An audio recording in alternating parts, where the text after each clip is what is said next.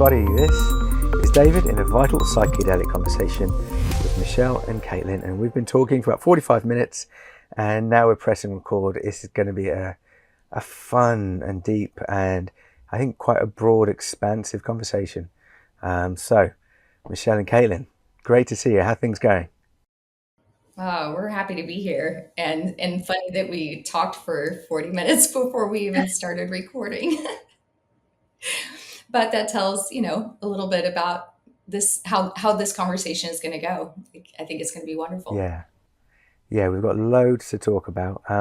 First thing, in your own words, yeah, do you want to introduce yourselves personally, professionally, and kind of where your life is currently moving in what direction? And maybe Michele, could I ask you to introduce yourself first? Sure, yeah. I'm a native from Georgia, although I'm half Iranian, half Colombian. So I consider myself a woman of color, a veteran of the U.S. Coast Guard and Navy. I got out in 2017. I was a Navy physician as well. I currently work with incarcerated individuals. And I also have a passion for regenerative or longevity, the number of healthy years one has in their life, and psychedelic medicine, consciousness, because I found that stress is physiologically expensive. So it really got me down on this path because that was aging people faster than we wanted it to happen.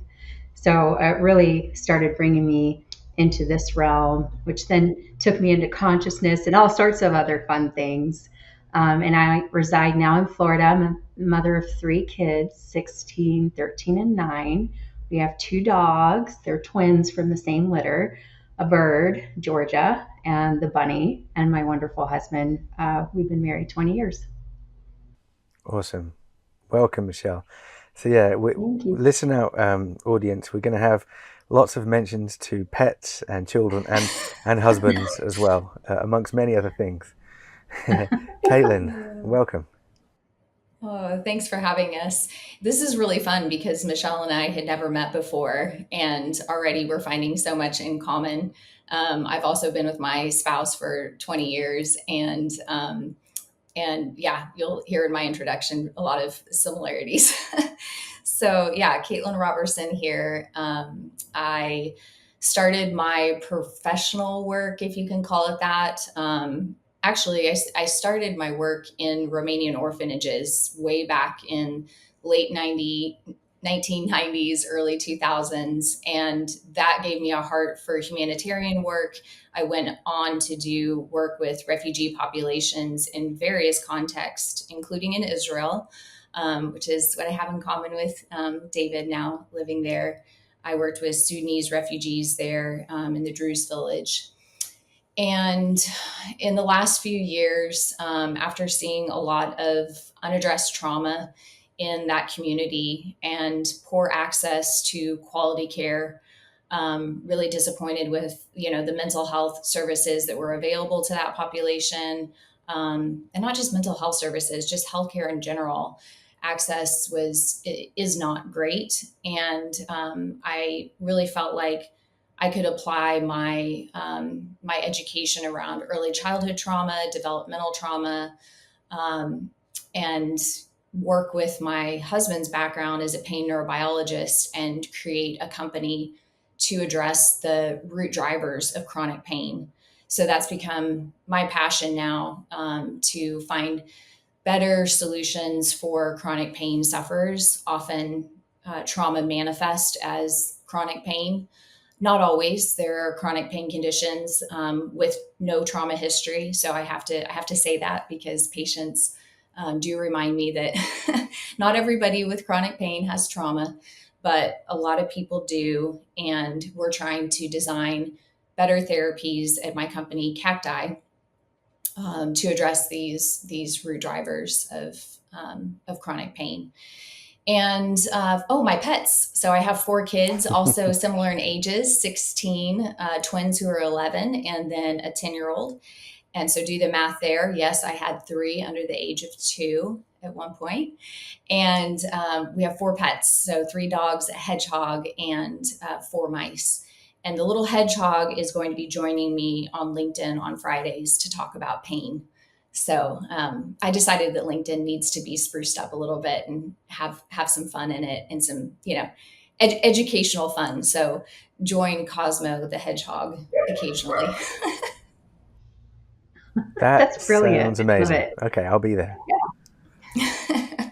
Yeah, welcome both of you. When I had the idea of bringing you two together, it was really because you're kind of walking different paths, but very similar paths that crosses between different realms. There's the science, medicine, and healthcare, and then there's business, and really, I think, community activation, and being somewhat brave as female entrepreneurs, saying, this service doesn't exist.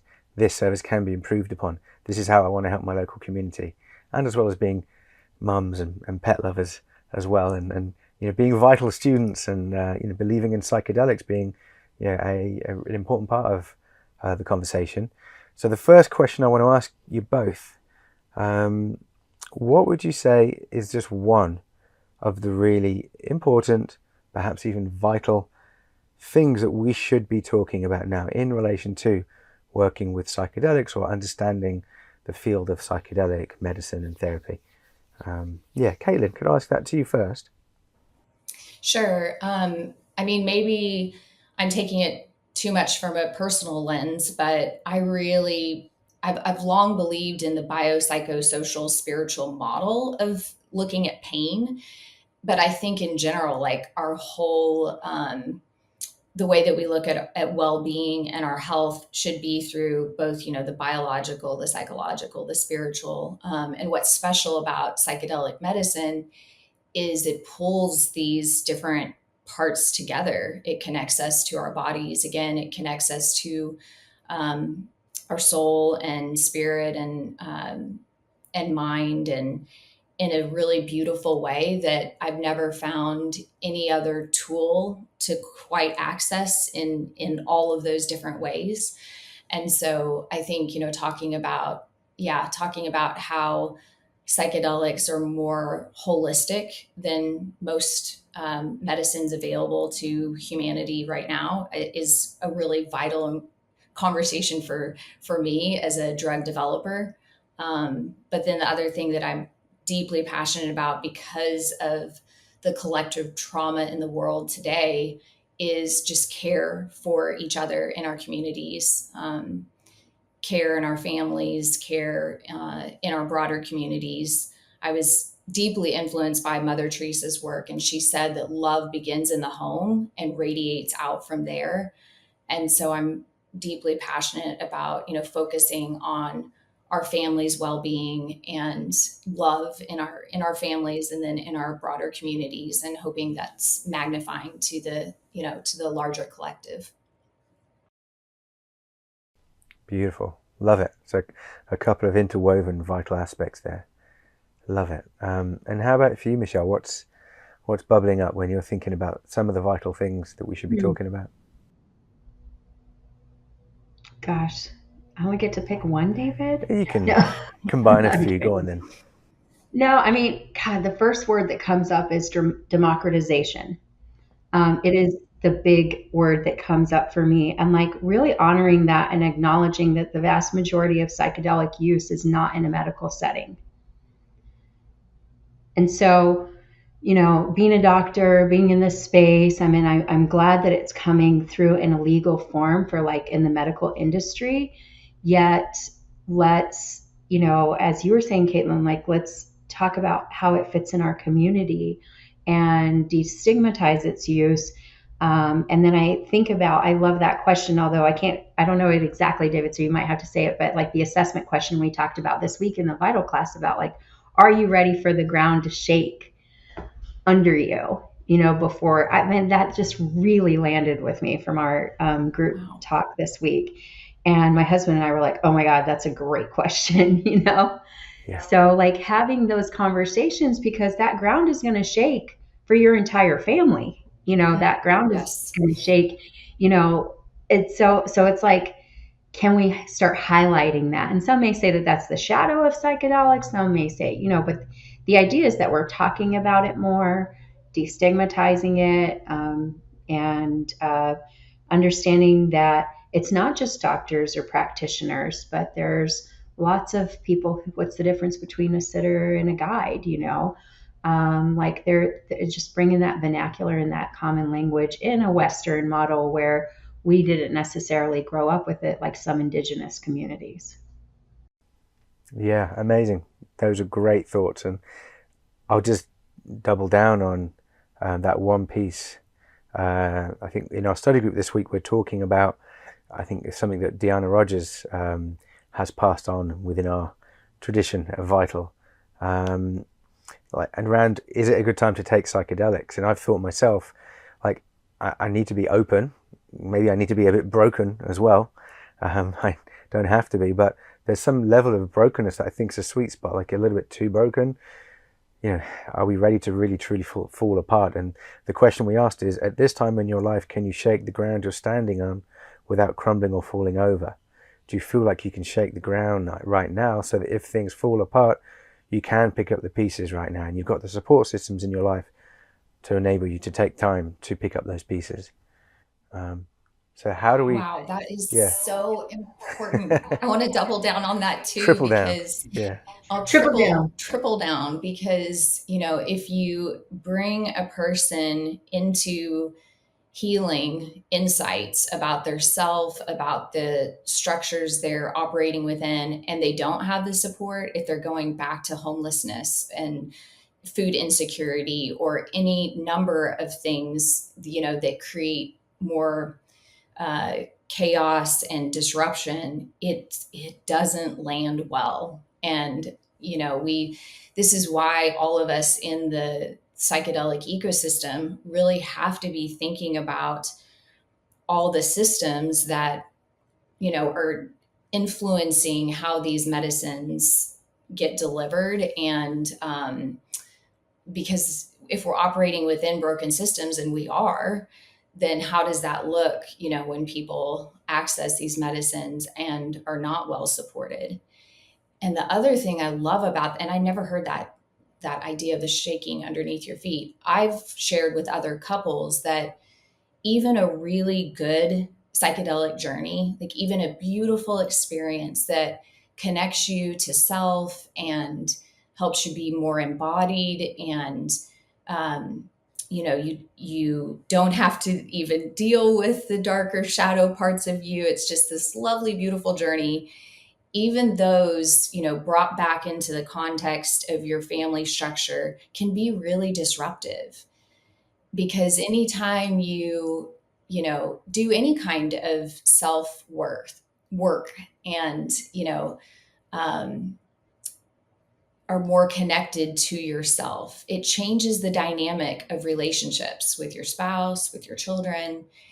And I often think that there's not enough support around the family and integration after journeys, because like even really beautiful journeys can be hard to, it's like the spouse comes back from this wonderful, week retreat and is all rejuvenated and, alive and glowing and so happy. And the spouse that was home taking care of all the kids, is fried and exhausted. And then they're not able to like meet that energy with each other very well. And it's like, one person's floating on a cloud of bliss and the other is like, burned out and then not able to like really accept and hold that energy for each other. So it's not just like hard journeys, but also the good ones that are hard.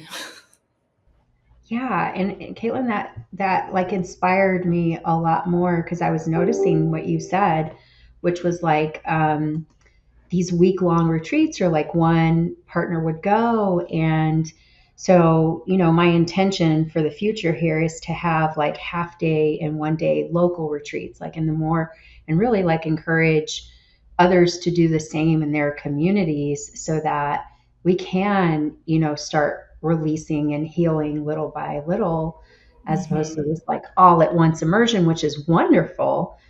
I mean, granted, right now we really have ketamine, and then in some states a little bit more. That's what makes it challenging because we have to leave the country, Right. to go do a lot of this stuff. So yeah, I mean that really inspires me to.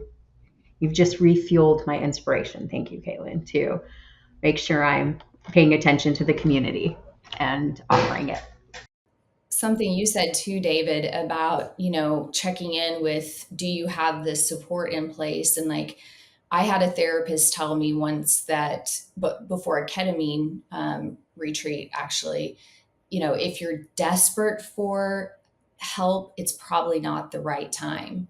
If you come at the medicine with a great deal of angst and desperation, like you need it, then sometimes the plants or the medicine doesn't give you we always say it gives us exactly what we need, but there is something about like desperation when we need instead to be better resourced in other ways first. Yeah, there are so many kind of interwoven aspects of this that don't often get in the headlines when we're talking about the psychedelic renaissance. They're a bit more complicated and subtle and just interwoven and tenuous, like we're still exploring them and identifying what they are. And family is definitely one of them, and support. And I think we're moving from this kind of atomized, compartmentalized Western ontology of understanding human existence and wellness to something that is more nuanced and multidisciplinary and that includes community, social fabric, relationships, as well as obviously things like diet and sleep and love, not just our brain, And so both of you do a lot of really good work that explores these complex intersections. I want to go back in time somewhat first before we kind of project into the future. Kaitlin, for you, this is more of a retrospective because when you joined Vital, you were part of the first cohort. And we're now in the third cohort where, Michele, you're one of our students, and both of you were in study group with me. So we got to work quite a lot together, which was great every week. So maybe, Kaitlin, can I ask you just to think back a couple of years ago when you were, exploring Vital and then made that decision to join Vital. What was the intention, or what was, in a sense, the value that you'd hoped Vital could bring? Yeah. And then looking back, what did it actually bring? Like, what were some of the kind of key takeaways and experiences that have helped you move forwards? Yeah, I had been listening to Psychedelics Today podcast and heard you advertise this new program. And I actually didn't know that there were other training programs for facilitators, but I knew that I wanted an interdisciplinary approach to creating medicine with the company I was forming. So, that it was already like in the very baby birthing. It had been in our minds for over a decade, but we had just decided to start building the company. And so, but I thought if I'm going to be making the medicine, then how is the medicine rolled out in the community? What does this look like in the medical context, in the retreat context, in what were the ways that these medicines were accessed for thousands of years by indigenous groups? And I knew that I just wanted the more whole picture of across the spectrum what this looked like. And I had done developmental psychology as a master's, but I wasn't working one-on-one. I wasn't a therapist, I wasn't a facilitator. So it wasn't so much that I needed credentials to, sit or facilitate with people. I just really wanted to understand how these medicines could best be, accessed. And I think the biggest surprise for me going through the training, it was everything that I had hoped it would be. I did get that, like, multimodal, understanding all the different kinds of plant medicine. So it's not like we were trained in just MDMA assisted psychotherapy. We were trained to understand all of the different medicines available in different contexts, right? Um, so that was wonderful. And it was wonderful to be trained from lots of different practitioners too. But I think what surprised me the most was the community that was formed, and, those deep bonds with people just over Zoom mostly.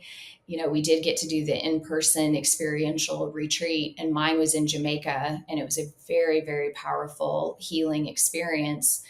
But those relationships, like those bonds, having studied together for a year and really asked tough questions and challenged each other's assumptions on things, like all of that deep community building, we're still like talking to each other on WhatsApp and, still in relationship a few years later. And I know those relationships will last a lifetime. Awesome. Yeah, and maybe before we go to Michele, Kaitlin, you mentioned Jamaica. So those look like beautiful, special times. I wonder if you can just share about some of the experiences. You said it was particularly, there was some personal healing as well as the community building there. Yeah, what did it feel like, and what did you see happen perhaps there that was particularly inspiring? Yeah. Well, this goes back a little bit in our conversation to, are you well resourced? It was special to have 18 people going through a retreat together, 9 sitting for the other 9, and then switching and the other 9 sitting, for the other group.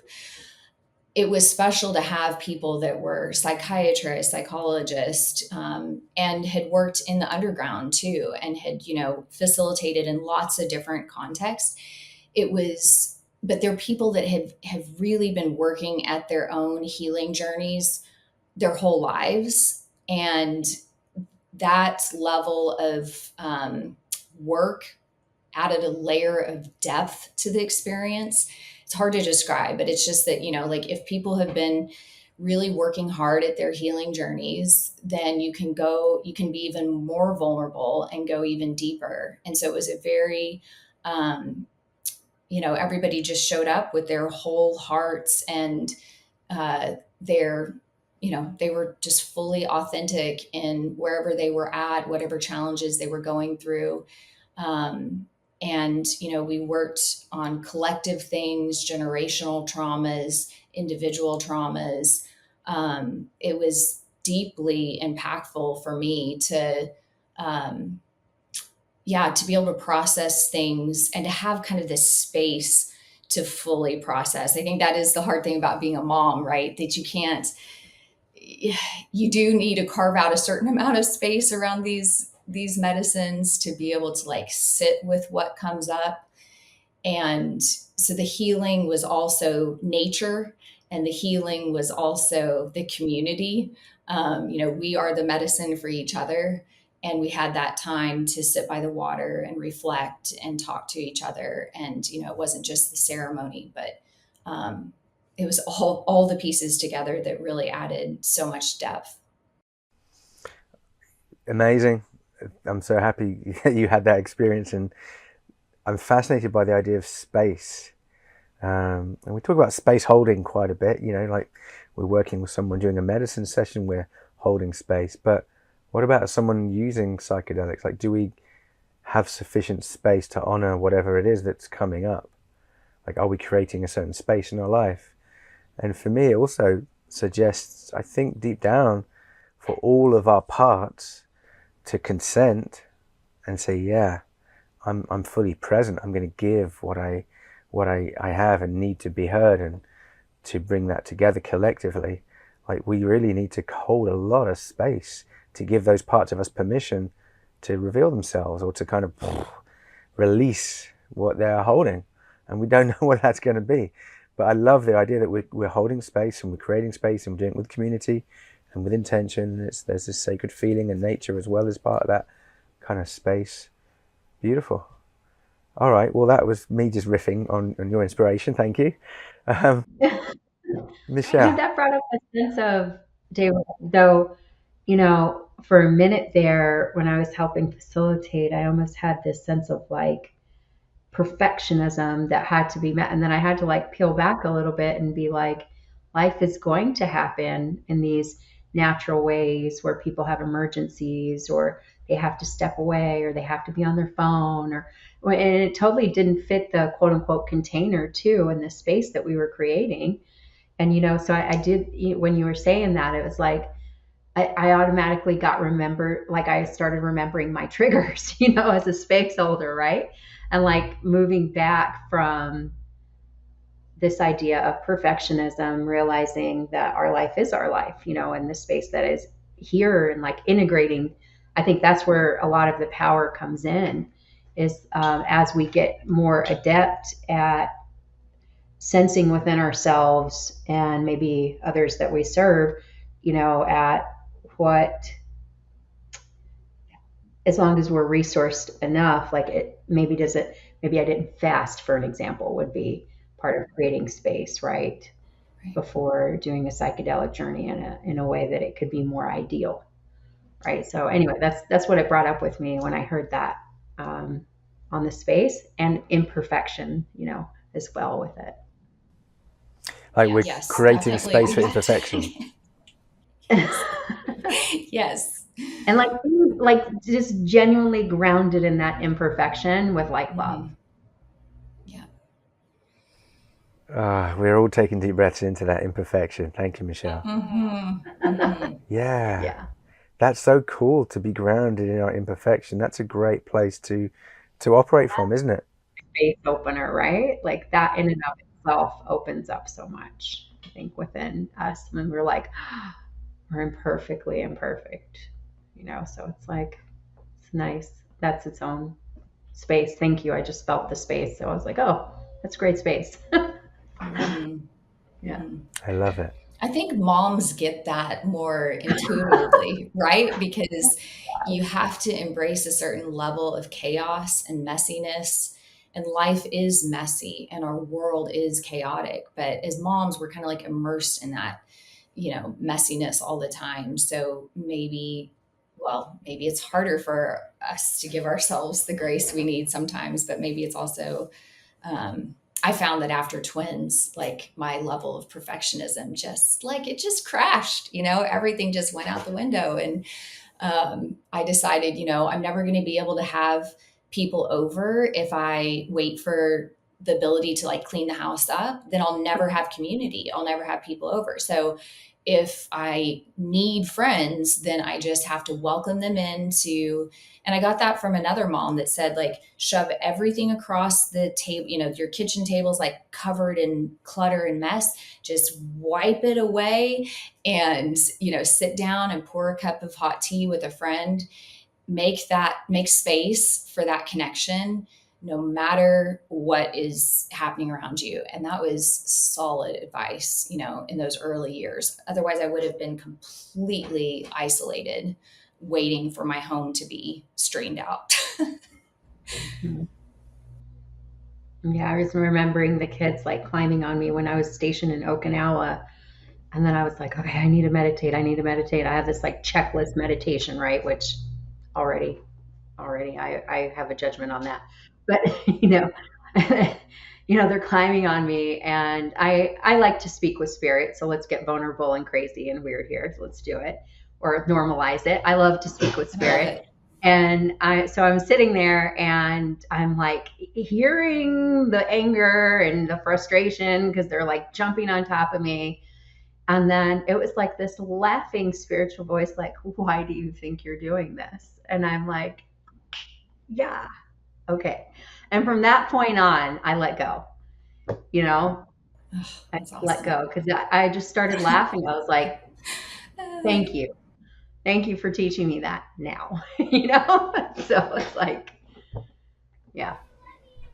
Yeah, marriage and having kids is the most amazing spiritual game. Integration practice, spiritual game, shadow work, like particularly around the not having control bit. And I think that helps us with psychedelic journeys, just not having control. And that's scary, but it's important. Max, I'm doing a podcast.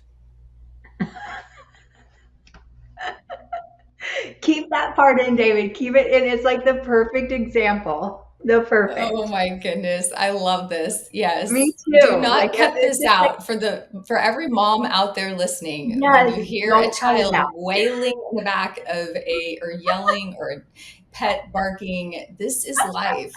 Podcasts happen in That's like real the life. universe, like delivering that to emphasize the point. Right. So we got a choice. We can press pause, we can edit it out, or we can just leave it in because it's real. Leave Leave it And it in. happened. Leave My it it son in. in. was For really every shouting. mom out there, that is a gift that you can, you can be, for every parent out there, you can be interviewed on a podcast and, your family is still in the background and that's okay. We're showing up. We're Everything's showing up. here. Yeah, I love that. All right, I'm going to move on to a subject that is important for us to talk about, particularly for you. I see you as smart, kind of visionary, passionate leaders. So I am really curious. Why do you think psychedelics are particularly useful as interventions within the healthcare system or within our conceptualization of health and wellness? What really excites you the most about those aspects? Can I jump in? Yeah. I've never seen anything disrupt harmful patterns as quickly as I have psychedelics. So let me explain, seeing people with PTSD, it's like you have these nerves that fire and wire together, and people are conditioned in a certain pattern of being. And then all of a sudden, I have something that would take years of therapy or, just internal work for a lot of people to be able to kind of pluck them out of that, albeit momentarily. And then they come back and they're kind of like, oh, whoa, you know? And so when I saw that, even with all the shadows of psychedelic, when I saw that, because I used to be like an avid meditator and breath worker, 4 hours a day of meditation and stuff to change, my actual being and those around me. But when I saw the power of psychedelics with that, I was like, I can't ignore it. I can't. It's too potent. I'm seeing people cure PTSD after 1 or 2 sessions with MDMA. Like, what? This is like, it's such a potent gift that's having a resurgence, especially, I can speak from a Western perspective. And yeah, that's my why for now. Yeah, I agree. It really can unlock things. And, some of that accelerated therapy or the catalyst analogy that it's, a catalyst for change. And it is, condensing a lot of therapy into a short period of time.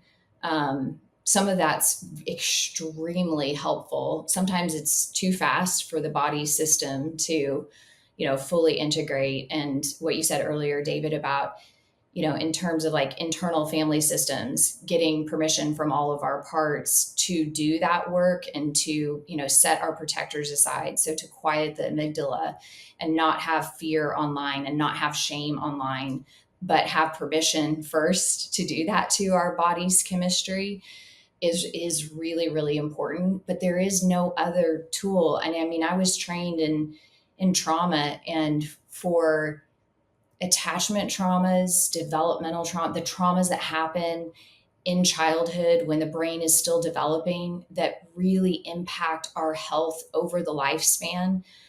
I don't know of any other tool that can go back and, reopen a critical learning period. And we don't fully understand even what that means yet, of reopening that learning period, what to put in its place, like what intervention could, be placed um, in that opening to heal it. But I believe that someday we'll figure that out. And even, deep wounds from not being, like what I saw in the Romanian orphanages, like where children were not touched and they were not cared for, and it deeply impacted their psyche. I think will, you know, we'll find a way to use these medicines to repair, deep damage that no other trauma healing modality has been able to repair. And the trauma experts in the field, like I just came from this big international conference, and it was 4 days long of, very, very intensive workshops. And they have everything from energy healing and somatic healing and, somatic healing of all kinds of different varieties, and neurofeedback, which is amazing for PTSD too. But the workshops on psychedelics that they featured this year, all of the practitioners and the audience, that most of them are not working with psychedelic medicine yet, the like oohs and ahs and exclamations of wow, like imagine, pairing this medicine that can, some people call it like warming the clay of the mind to be able to reshape, rewire, remap the mind. There, like what else exists like that? That's really interesting. And I know the snow globe analogy is used a lot, but I love the warm clay. That just feels a bit more, just deeper, more earthy, and less kind of Disney. I want to just ask you, Kaitlin, about that conference. I saw it advertised everywhere, and I know you love conferences, but particularly this one about trauma. What is it that you're learning at the moment around trauma and pain, how they relate to each other, and kind of where that lives and resides within the body, and how to treat that, particularly using some of the interventions that you're working on with cacti? Yeah. Well, Bessel van der Kolk wrote the book, The Body Keeps the Score. And that ended up being such a seminal work on trauma and how the body expresses, how it holds trauma and then expresses that trauma. And Peter Levine's work also was really important. Gabor Mate, The Myth of Normal, Realm of Hungry Ghost. There have been so many amazing resources over the last couple decades to help us understand how the body holds trauma. And so Bessel is 80 years old now, and he said, 30, this was the 35th conference, and he said 35 years ago we didn't know anything, we knew nothing, and now we know a little bit about trauma. And I thought that was so profound, because it's true. We're just now beginning, and maybe just in the West, maybe the indigenous healers, you say I love conferences. Before that conference, I was at Shakruna's conference and got to hear from, shamans that they had brought from the Amazonian rainforest, and got special visas for them to come and teach us and do workshops about their healing practices. And wow, it was so amazing to learn from them. The reason I love conferences is because I do work from home. And so conferences are the only time that I get to interact with people in real life. And it's also just so important for my continued education, that if I'm building an interdisciplinary team, I'm trying to also, really, really understand, again, the connection of mind and body, and how to develop something that's different. Because with chronic pain, the opioid crisis happened in large part because we failed to see the connection between trauma and chronic pain. And the medicine that, opioids were designed for acute pain. They were not designed to be taken on a long-term basis. So that's problematic in and of itself.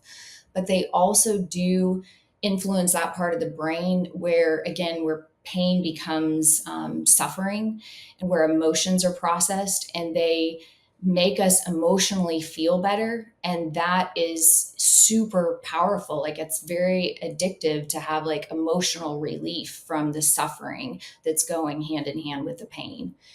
And so, I could go on and on about how important it is to understand, how the body is expressing trauma. I'll say one last thing. Like, I've been having a throat issue myself because I recently been working on a lot of my own trauma, and it is manifesting in my throat. And so my voice sounds different right now than it normally does, because it's like I have a pit in my throat. It's kind of like a peach pit. And I learned in an energy healing workshop that that is a very common place for trauma to reside, for a woman, in her throat, where, anger and grief are not allowed to be expressed. And so it sits in constriction in the throat.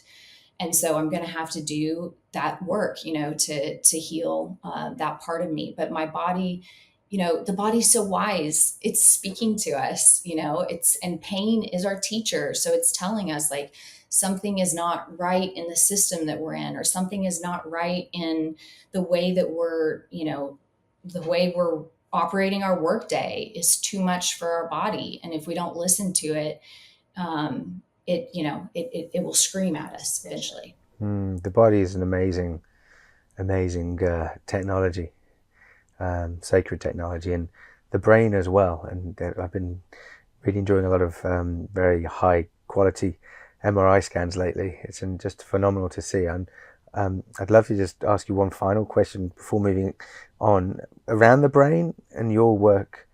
Like, what are some of the secrets that you're revealing or hoping to reveal? Like, what parts of the brain particularly are you focusing on for outcomes? And well, we are really interested. Well, we're interested in the whole limbic system in the brain and the default mode network, just like everyone is in the psychedelic space. But we're also really fascinated with the anterior cingulate cortex, ACC, because that's an area where emotions are processed and where pain is processed too. So that's an area that we have particular focus on in what we're developing.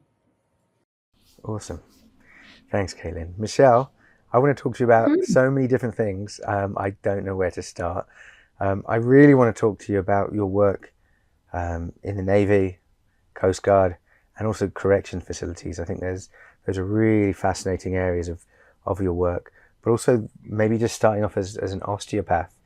How does that training help you maybe be a little bit more pragmatic and multidisciplinary, and maybe even be able to hold more uncertainty as well in some of your work? Maybe just starting there as an osteopath and that training. Yeah. So for those that aren't familiar, osteopaths have the fundamental, or share the fundamental value that the body has the inherent ability to heal itself.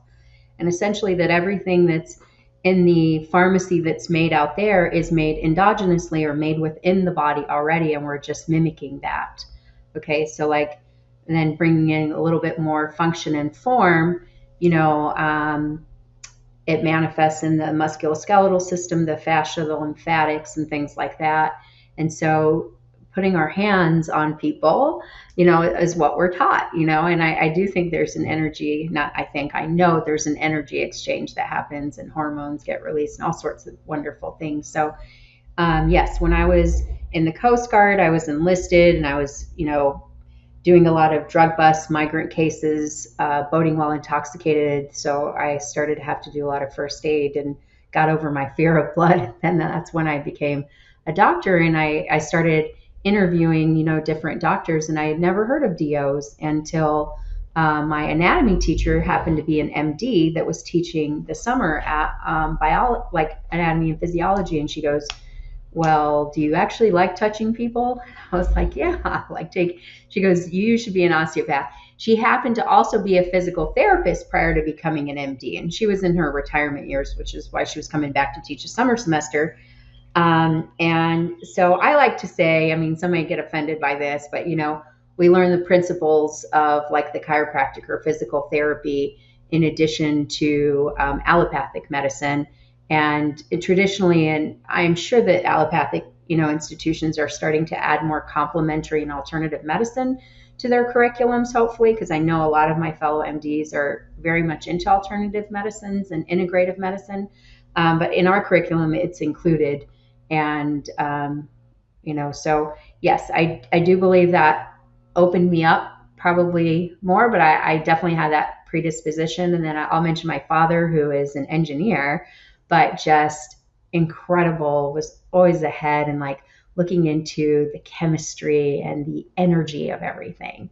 And so he was actually a huge influence for me to head on a more alternative route. That's very cool because my dad is also an engineer. Really? Yeah. Okay, Yeah. come over. Okay, bring on your Yeah. family. Let's come over to Florida. You too, That's David. right. Yeah, That's well, so my funny. dad's a printer, so I can't come. No, it's like really cool. He started teaching me about energy medicine, and like, I love that quote. It's like, if you want to know the secrets of the universe, think in terms of, what is it? Energy, frequency, and vibration. It's by Tesla. So it's like, that's where psychedelic medicine really, really resonated with me, because it's like I saw Dr. David Hawkins' map of consciousness come alive, and like getting to feel all these frequencies and where people are actually vibrating at. And we actually, our hands detect that.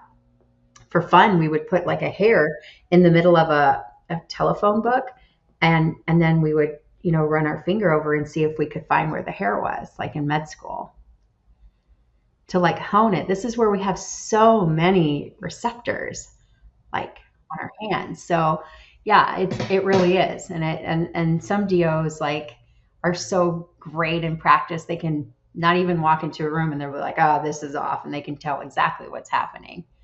So acknowledging that as part of real medicine, Yeah.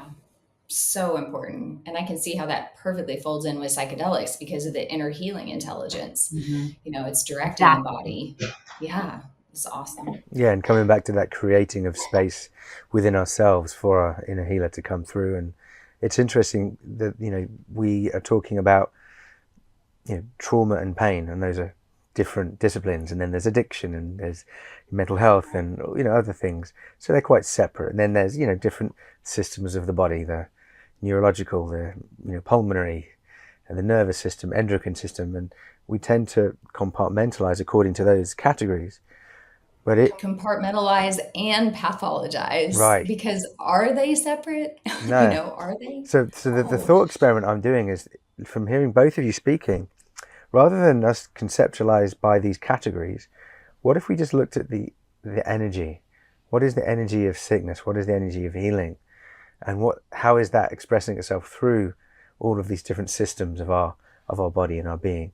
So it's almost like psychedelics as a multidisciplinary tradition and discipline is making us focus more on energy itself that transcends and kind of moves through all systems known and unknown within. So it means we need new apparatus, really, and new words and concepts and ways of working with people. And so as a segue, I wanted to ask Michele a question just about the more practical work that you're doing hands-on with people. Because I know you're working with clients using ketamine, and you're also working with clinics that are looking to add ketamine or develop more kind of evidence-based ketamine protocols. So, like, what have you seen around the experiences of people using ketamine, in that way, but also some of the practitioners in these clinics that you're consulting with? How are you helping them to conceptualize how ketamine works? And how to work with ketamine? Sure. I would like to say that I encourage working with non-ordinary states of consciousness. So while ketamine is a legal way to access some of that, you can have, quote, psychedelic journeys with it, anything from mildly dissociative to out-of-body experiences. It's more about normalizing what we talk about, which is like the energy of things and intuition and not knowing, and that we need to integrate. This term integration is kind of a foreign term in Western medicine. It's like, I'm used to giving you a drug, bye, and that's it.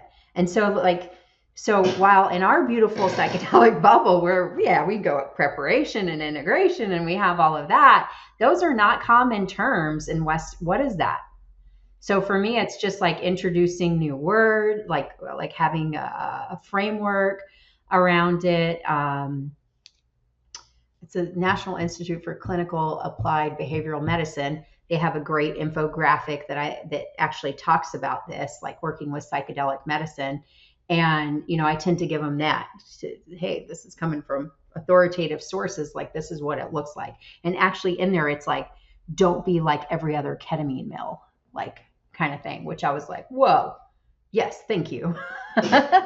So those are the kind of conversations that I have. Sometimes they have questions around dosing, like oral versus IV versus intranasal versus intramuscular or subcutaneous. And I'm happy to go through that. What's interesting is that they have someone to call, right? And I think, that was part of the other thing I wanted to bring up at the beginning. It's like, we need to have people that we can call, that we are not like in medicine. There's this idea that we're supposed to be like the experts and the masters of everything, and not really acknowledging that there isn't an internship for this yet, kind of thing. And who do I call and who can I call? And then us as people in this space for a little bit being like, you know what? I don't know either. And normalizing that, and like, let me see who I can reach out to in my community and my contacts, and having more of those conversations. So I think that's probably where I'm a connector, naturally. That's what I do. I connect people.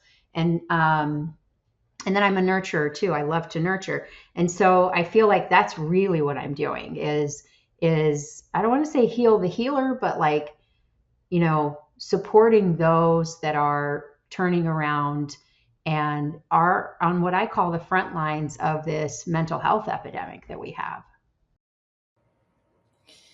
Oh, such important work. And it makes me think about how it's not just around like educating providers and patients, but then, from my perspective, like how I educate investors in, something that is more like surgery than a daily medication, then I'm not necessarily going to end up developing a drug that's taken on, an ongoing basis. It's more like an intervention, which is more kind of like surgery, where there's some preparation and there's some rehabilitation afterwards. So, but this is kind of foreign, and even pairing like psychotherapy with a medicine isn't the way that Western medicine has worked. And so I used to say like, it doesn't fit the medical model and it doesn't fit the payer reimbursement system.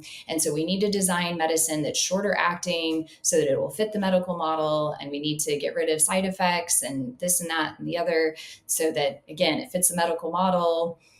And I've backed away from that language, learning from community healers that, wait a minute, there's lots of different ways that that people heal, and some people need a full-on spiritual experience with the hallucinations and everything to get at some of the insights that end up being, the breakthrough for them. I really love your surgery analogy because that's so much easier to explain. And it's funny because I use that analogy when I'm talking about setting up the setting. When I introduce these concepts of set and setting, and I'm like, okay, so let's pay attention to the energy of this room. Like, let's just drop in. What does it feel like in here? Does it feel open or clean? Like starting to bring awareness tools around that, because I'm like, just like surgery, you don't want to do surgery in a nasty OR. So I use that example, but I love it, Kaitlin, because now I'm going to be like, these are more like interventions like that. Like I really love that, because people do usually understand, hey, I need some time afterwards to recover, or I need to prepare or stop eating by a certain time. I think that's a brilliant analogy. And what you're doing, letting the body repair itself, like may there be a time, our peripherally restricted compounds that we're developing right now, so they don't cross the blood-brain barrier, they are meant to repair the neuron, not mask it, not numb it, not kill it, but actually let it rewire itself, to repair it, where it's the little dendritic spines have withered away, and they need to regrow, and various neuropathies that happens, where the neurons are damaged, the nociceptors are damaged. And so we're trying to give them a chance to repair themselves. Will that work? We're too early to know yet, but it's worth trying. It's worth, this is what innovation is, right? To work with nature, for man to interact with it in a healthy way, to make the very best, to make hot showers and and I'd love to healing see that medicine. combined with electrical stimulation of sorts too. Yeah, that just sounds awesome. Yeah. Quick question, a little bit cheeky, and this is for you, Kaitlin. So clearly you like to challenge yourself, and the pharma industry is a jungle. I can't imagine what it's like, doing investment raises, pitching to investors, being around big pharma. I can tell you what it's like. It's rejection after rejection after rejection after rejection. Well, let's talk about it. That's what I'm curious about. Like, why are you doing that? Like, it's a bloody hard industry. Why did you want to do this in pharma? Why not, go into a slightly different industry where you could work with people more hands-on? And what was it about pharma and actually getting this new kind of medicine, to the door? Yeah, it's about, to whom much has been given, much is required. And that's what my dad taught me growing up. And I looked at the skill set I had. I looked at the networks I had. I looked at the resources I'd been given.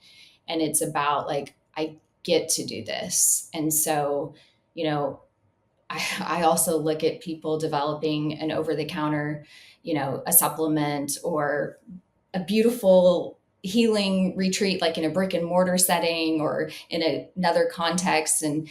And sometimes my heart's like, oh, that looks so much easier. And it, not that it's easier. Any business you build from scratch is hella hard. It is so hard to be an entrepreneur.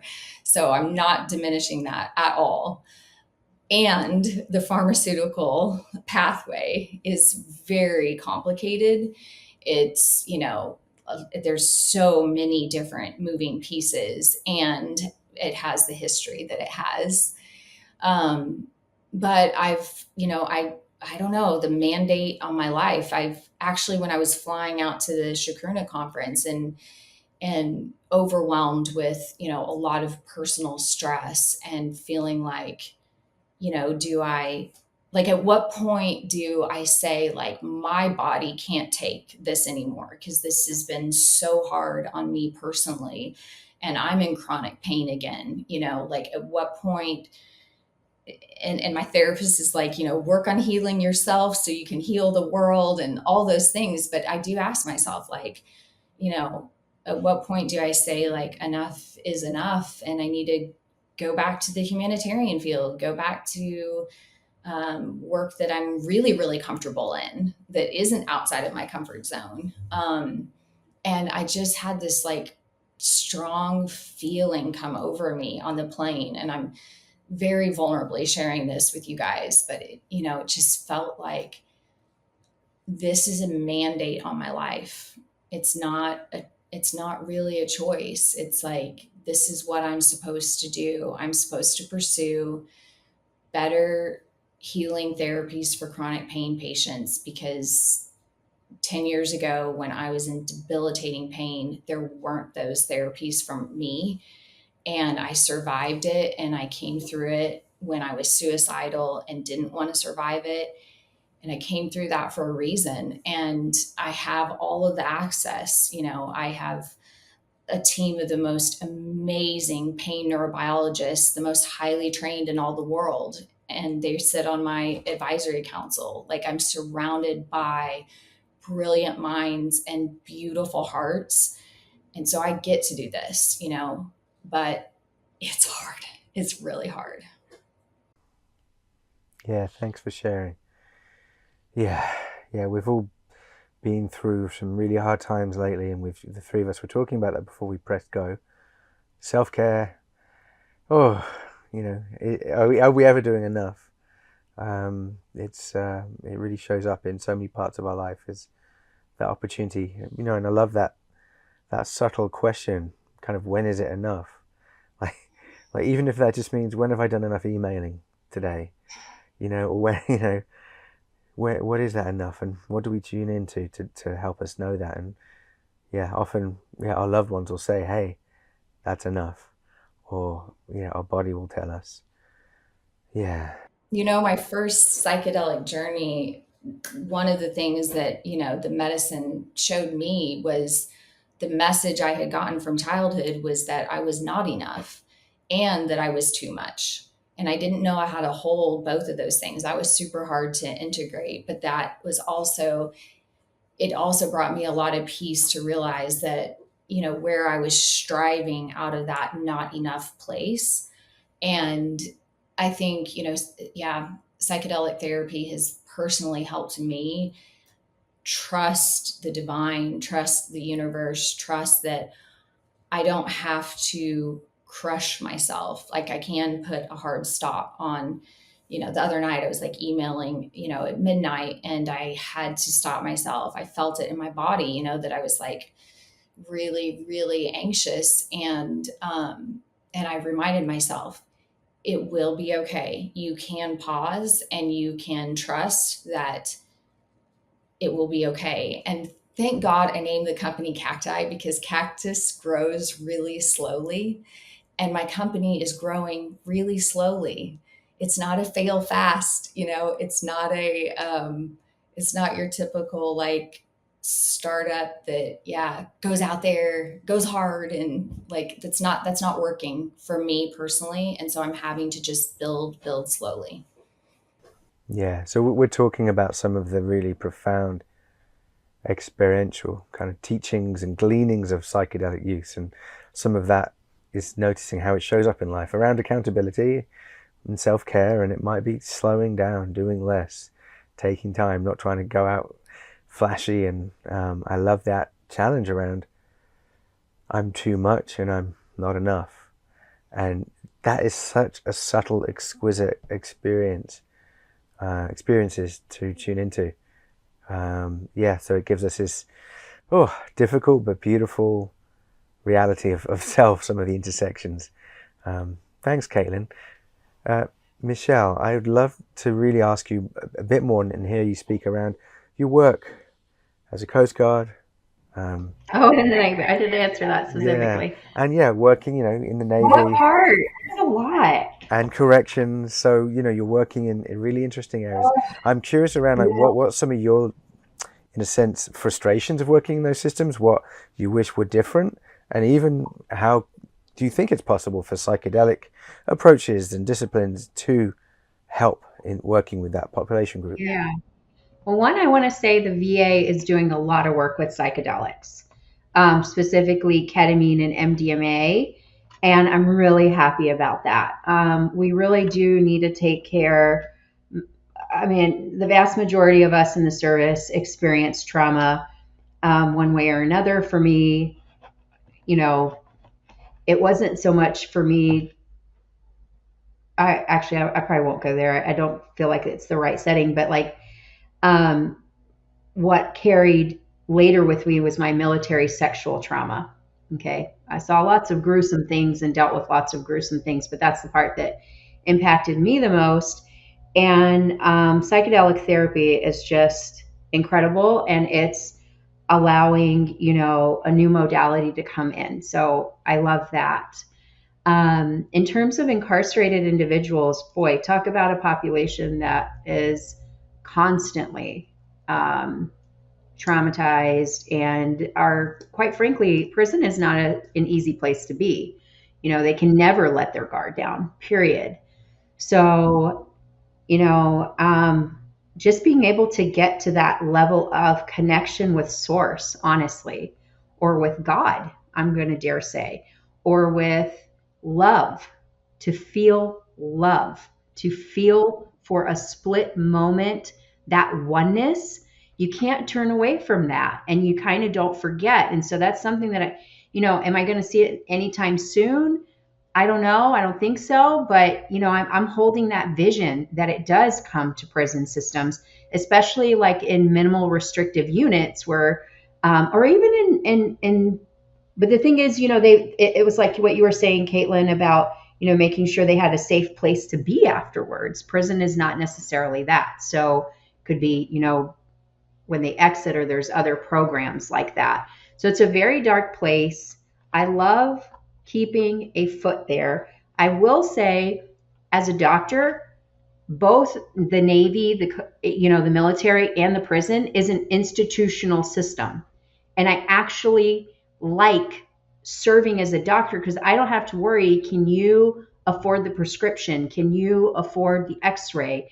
Are you going to be able to afford to see me for your follow-up? So those are the reasons why I think I like working in the military, and I also love working in the prison setting, because I don't have to worry about all that complexity. And I do feel like both those systems, including the VA, another institutional type thing, are excellent places to introduce things like this.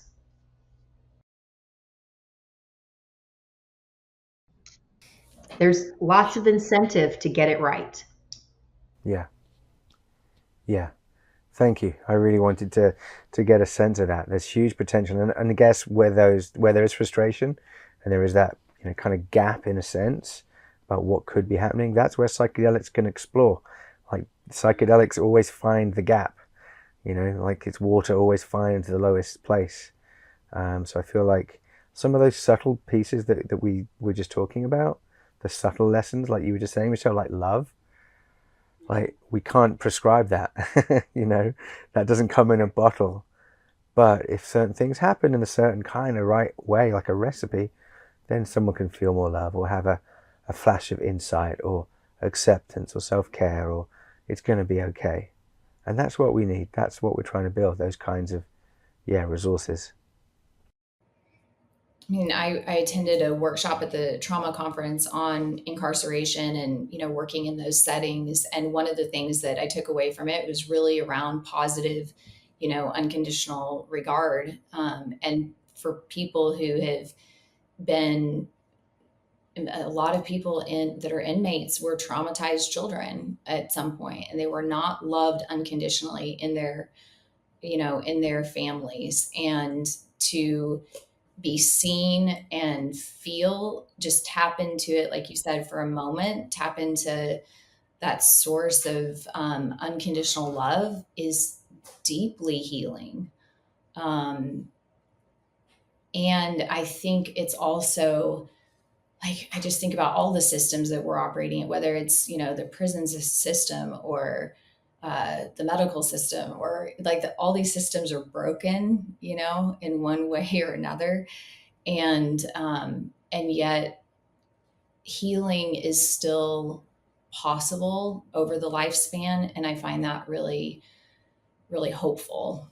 And that's another thing about psychedelics that's unique, that it's like giving us the ability to heal the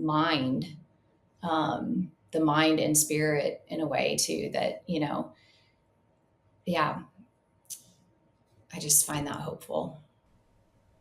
Yeah, and that taps into some of your work, Michele, around longevity and regenerative wellness. And I know we're going to wrap up now, but just in a nutshell, can you just kind of define like what that means to you?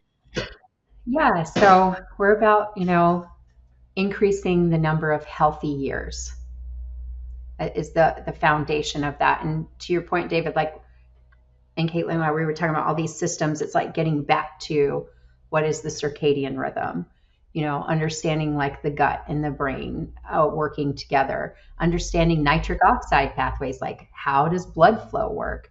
How can you promote with maybe some increased what's called peptides that are out there in stem cells, regrowth of tissues that we previously thought couldn't regrow.